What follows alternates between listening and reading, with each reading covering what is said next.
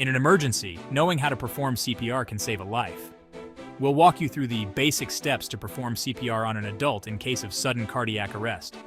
No medical training required. Let's get started. First, check for safety. Make sure the area is safe for both you and the person in need. Next, check if the person is responsive.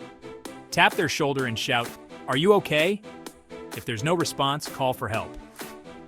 Call 112 or 193 or your local emergency services immediately. If someone is nearby, ask them to call for help while you start CPR. Now it's time to begin CPR. Place the heel of one hand on the center of the person's chest, just below the breastbone. Place your other hand on top, interlocking your fingers. Position your body directly over the chest with your arms straight. Push down at least 2 inches deep at a rate of 100 to 120 compressions per minute, like the tempo of Stayin' Alive by the Bee Gees. Keep the compressions going without stopping.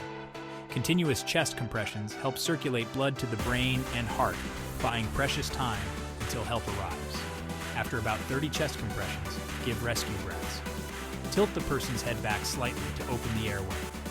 Pinch their nose shut and give 2 breaths into their mouth, making sure the chest rises with each breath. If you're not comfortable with giving breaths, continue doing chest compressions only. Continuous compressions are better than stopping.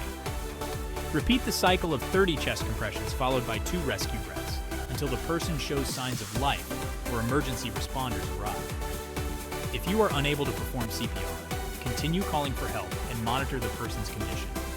If they start to breathe or move, place them in the recovery position to keep their airway clear.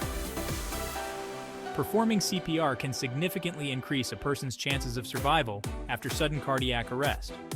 By following these steps, you could be the difference between life and death. Thank you for watching. Take a CPR class when you can, so you're always ready to help in an emergency. Stay safe and be prepared to act.